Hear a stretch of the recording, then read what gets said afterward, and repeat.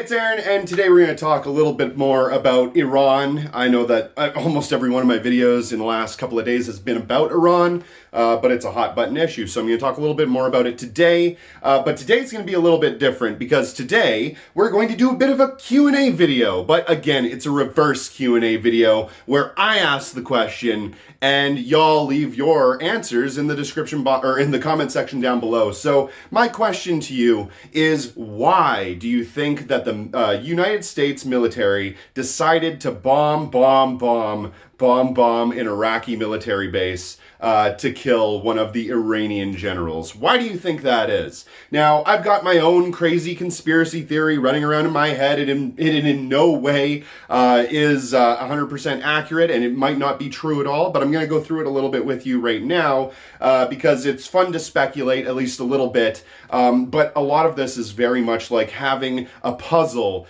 and missing a few pieces. So you can't really put that puzzle together without those few important pieces, and I feel like we're all missing those pieces. But there are a few things that we do know. One of the things that we do know about this whole situation is that Sloeimani, the Iranian general, is a really important guy. And not only is he an important guy, he's important for a good reason. He's important because he is a military tactician who was able to save the Iranian people in a lot of different ways. He was involved in the Iran-Iraq war. He was involved in a lot of different counterterrorism operations. He was involved in a lot of different military operations that really proved his ability as a major awesome general. Major awesome general? It really proved his ability as a general, and that's part of the reason why people all across Iran and across the Middle East really think that this guy is actually a really good guy.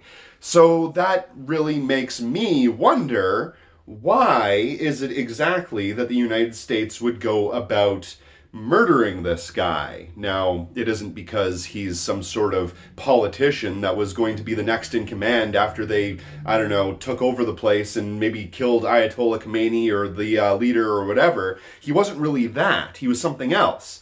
And it wasn't exactly like, you know, he was some sort of philosopher or some kind of really great speaker or anything like that. He was known for being a military tactician, a general.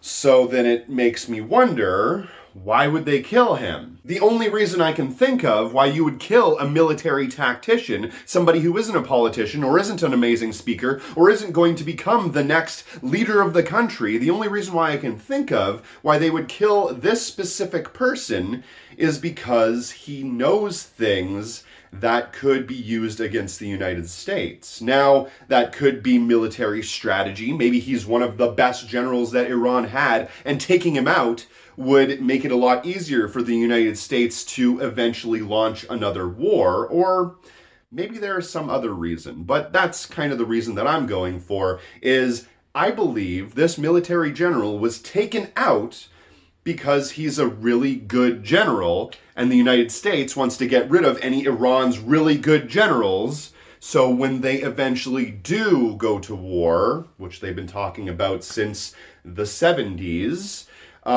they would have a better chance of winning.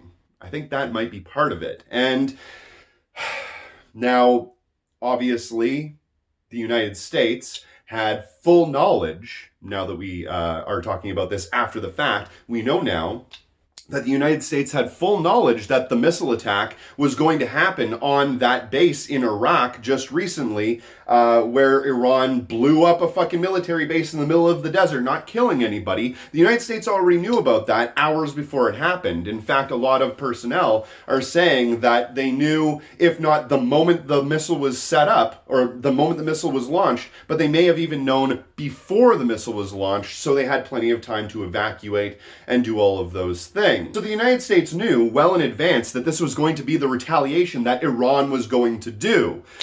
It was already kind of written in stone. They already had a good understanding that this was the way that Iran would probably react to an act of war like this, because obviously Iran has to retaliate. They have to show that they mean business. They have to attack at least a weak point, like I was saying before, because it's strategically a good idea. They have to possibly provoke the United States a little bit after they attacked their general, and they really had to do this so they could save face in front of the rest of their people, so it looked like they weren't just a bunch of bitches taking a missile and killing one of their top guys. So obviously Iran had to do these things because of all of those reasons, but it also seems like this was the thing that Iran had to do right now so they could get this out of the way and go back to all of the backroom shady business deals and bullshit that they were pulling off before, just like the United States has been doing for years as well.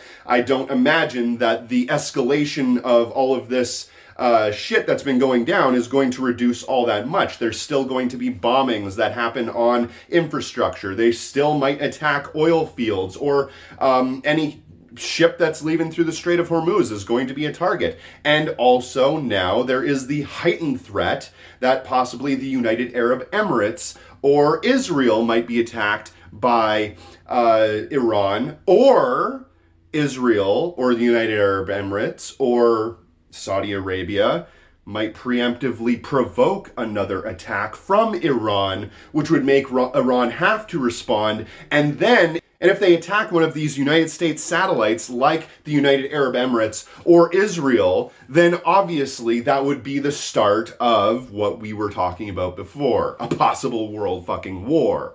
So there's a lot of little nuances, a lot of little facets that are involved in all of this, but from what I understand and from the information that I have been able to gather, this wasn't about killing the bad guy, killing the terrorist, Soleimani, so he wouldn't go and do terrible things to America in the future. There was very little chance that that was ever going to happen. What is more likely is that this was done to send a message. It was done to create a strategic advantage, to basically set the field, set the board in such a way that the United States had more of an advantage over Iran, like they didn't already have one already. But it seems to me, like a lot of this is coming down from the top. Like there are a bunch of, I don't know, lobbyists for, say, military contractors that might be embedded deep in the government. I know this sounds like a crazy conspiracy theory, and maybe they're pushing for the idea of war because they could make a lot of money off of that.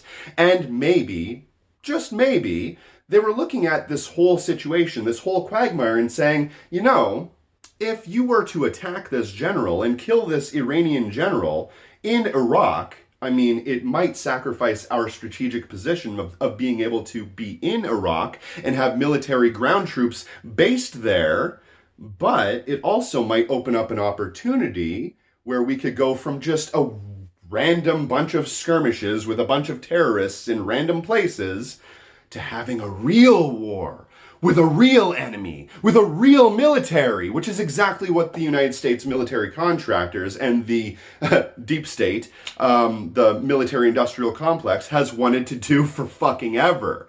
And they just look at all of that and say, you know what, Donnie, I bet that we could do this war. We could pull this off. And for all of your services, for helping us out to do this, we can give you all of that Iranian oil money. And we all know how much Donald Trump really just salivates over the idea of getting this Iranian oil. So, and he talks about it all the time, starts speeches with it and so forth, even though he likes to say they're energy independent and they don't need any of the Iranian oil. He's already said long and so many times, so many fucking times, that he wants to go in there for the oil, that it's kind of, it's a moot point at this moment. So anyway, that's the way I look at it. Like I said, this is a Q&A video, so that's my crazy conspiracy theory about what I think is going on. War with Iran is basically inevitable. They're just setting up the playing field so it makes it a little bit easier. Or war with Iran might happen under the table and they're setting up the playing field to make that a little bit easier. Either way, I think that inevitably they're going to be going to some kind of war. It's just a matter of when. But that's just my crazy conspiracy theory. Hopefully war won't happen at all. I would certainly like that a lot more. But anyway, definitely leave your conspiracy theory in the comment section below, and have a nice day.